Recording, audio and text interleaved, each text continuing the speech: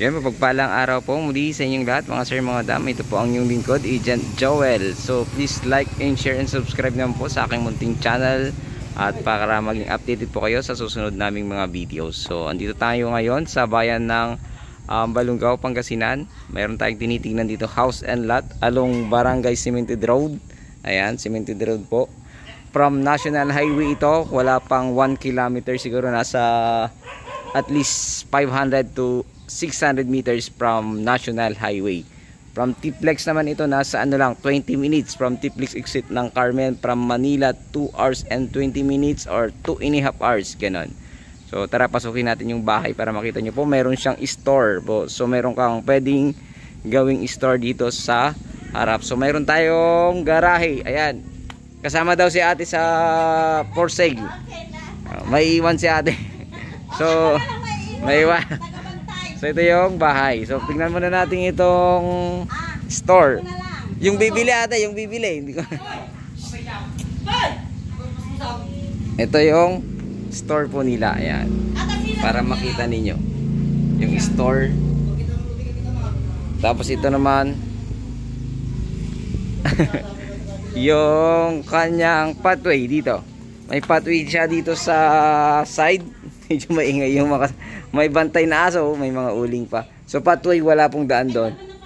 So ito yung pathway, naka-aircon yung isang kwarto. So ito yung terrace. So ito yung terrace po. So napakagandang terrace. Ang mga gamit hindi po kasali, depende po sa may iwan. Ayan, napakaganda pong terrace. Ito yung terrace. Ano pong may iwan dito, mami? Sopa? Package deal na lahat. Ay hindi, may kukunin kayong gamit. So depende. Basta kukunin namin yung mga gamit. Mga personal, no? Personal. Basta may iwan pero hindi lahat. Dapat lang siguro bahala ng po na to babunan po to. Pero dati aparador na dagito dato yun. Naka-fix na yan, built-in yan, no? Hindi na pwedeng tanggalin yan. Yung aircon, may aircon siya. May CCTV siya dati gumagana pa, hindi na. Hindi na, oh. So nag-migrate na kasi sa abroad yung may-ari. Gusto na dong tumira, so binibenta na po. So ito yung CR po ng master bedroom. Ayan, kung makikita nyo. Ito po yung CR ng master bedroom. So ito, cabinet daw, may iwan. At yung ibang gamit kukunin. So ayan. Ayan po, maluwang po itong master bedroom niya. At the same time, ito po yung dining area and kitchen. So may dirty kitchen sa labas, papakita ko mamaya. Kung makikita nyo, ganyan po yung bobida niya. Ayan.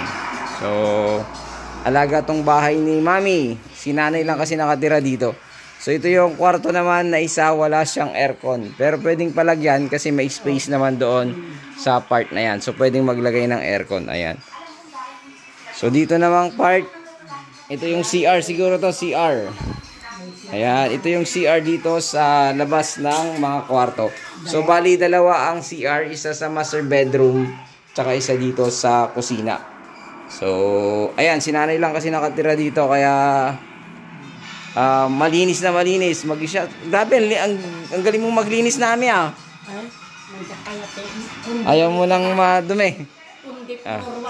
Ito naman yung dirty kitchen ni mother. So lagi daw may floor wax. Ayan. Meron siyang deep well dito sa likod. Meron pang nawasa, no, mami? Meron pang nawasa. May kuryente na, may internet. May internet na itong bahay.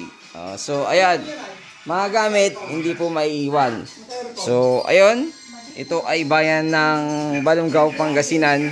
At may sukat na 240 square meter. Ayan po, 240 square meter siya. At yung presyo ilalagay ko na lang dito kasi kakausapin pa natin yung anak ni nanay na may-ari ng property. So sana magustuhan nyo po ito dito sa bayan ng Balungaw, Pangasinan. Ito po ang Unique Agent Joel. God bless you all.